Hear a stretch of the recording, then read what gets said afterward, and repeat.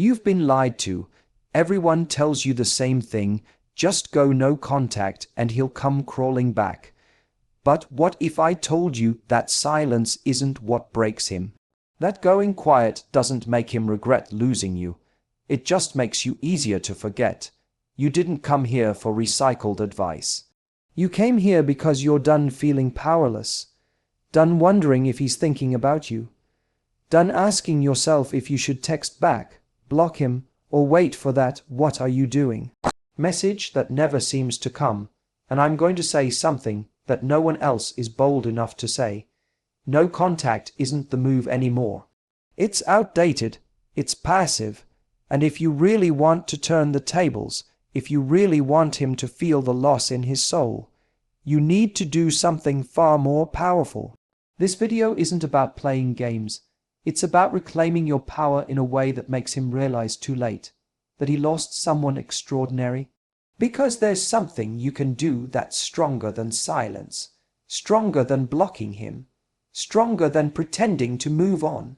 By the end of this video, you won't just understand what it is, you'll feel it.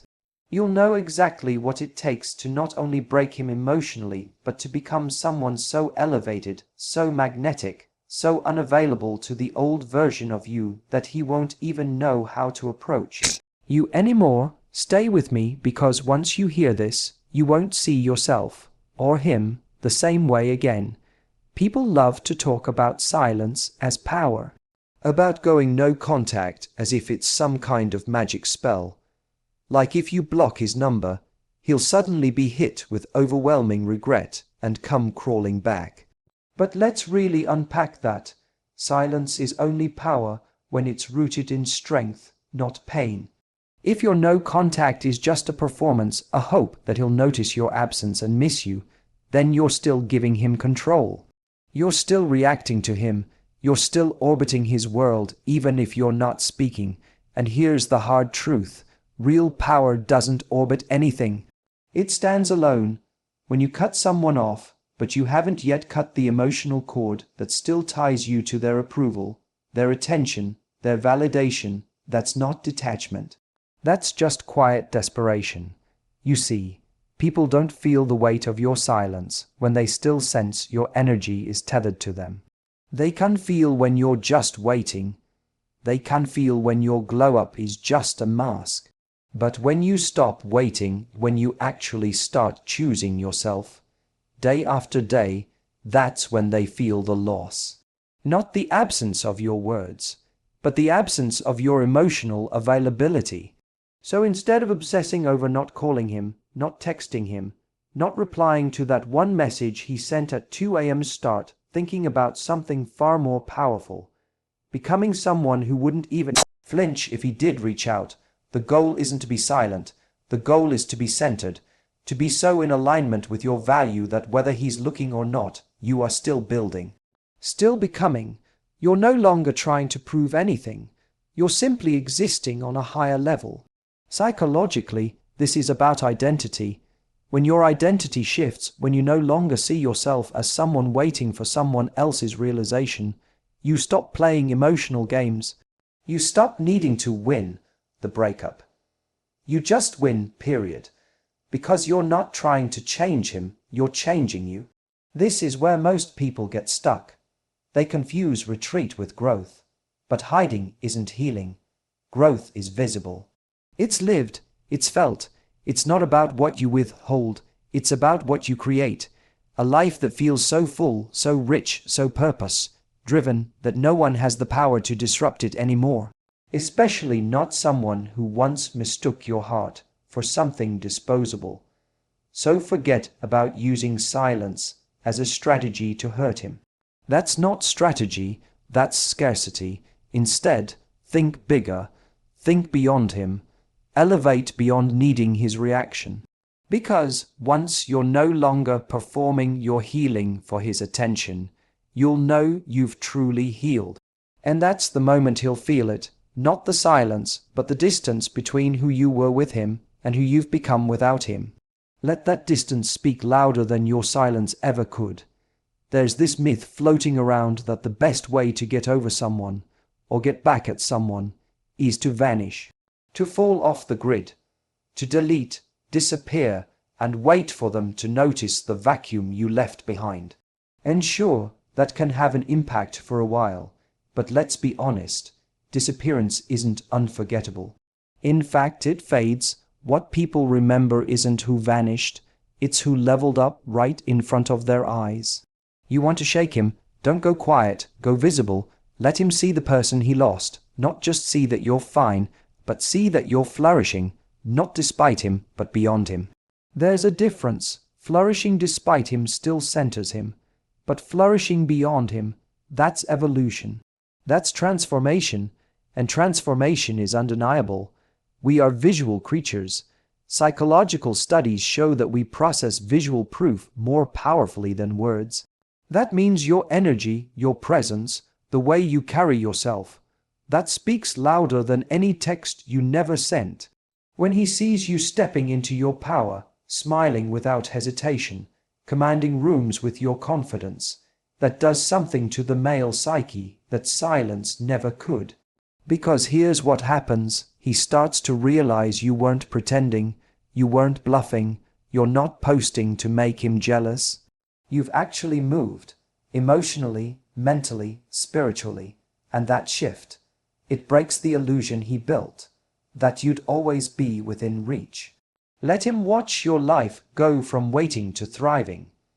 Let him sit in the discomfort of knowing you're out there living, not looking over your shoulder. That discomfort is the real heartbreak. It's not that you're gone.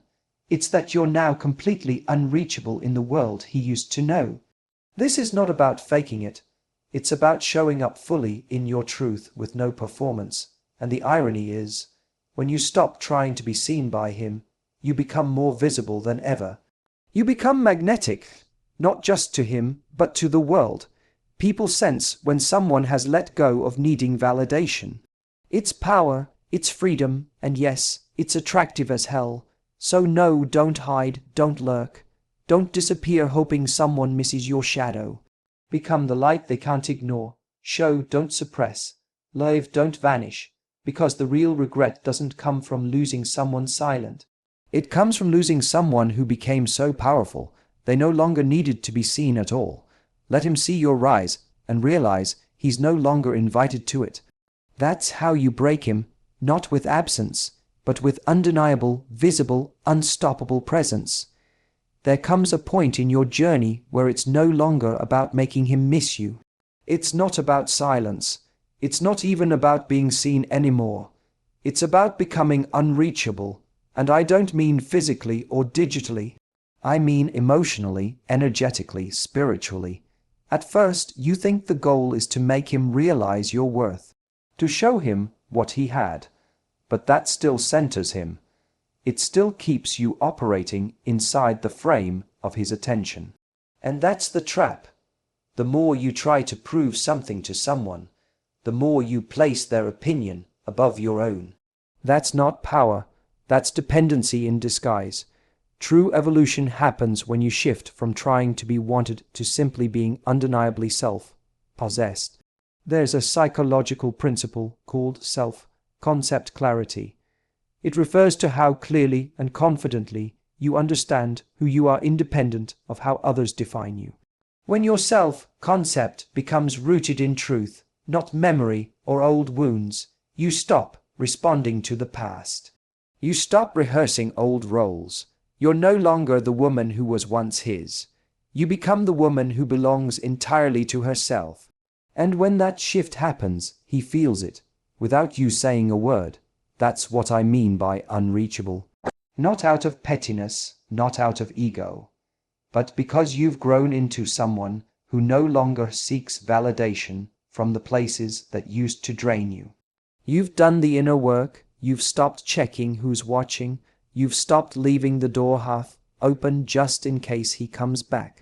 Your life has structure now, boundaries, standards, and you don't adjust them for anyone who didn't know how to value you the first time.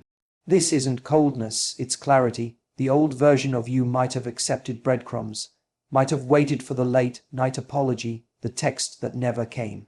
But the new version of you, She doesn't just set the table differently. She owns the whole damn kitchen. She's no longer hoping he returns. She's choosing who gets access, and not everyone qualifies. And here's the quiet irony. The second you become truly unreachable, not because you blocked him, but because you outgrew the version of yourself who once needed him, that's when the realization hits him hardest. He didn't just lose you. He lost access to a reality where you still cared. That kind of loss, you can't recover from it, because even if he came back, he'd be coming back to a woman who has already moved forward. So stop wondering if he's thinking about you. Start becoming someone he wouldn't recognize even if he did. You don't need revenge. You don't need closure. You don't need a reaction. You just need to keep growing, so far, so high, so unapologetically, that he wouldn't even know how to reach you if he tried. And that is how you become unforgettable, not through silence, not through absence, but through evolution.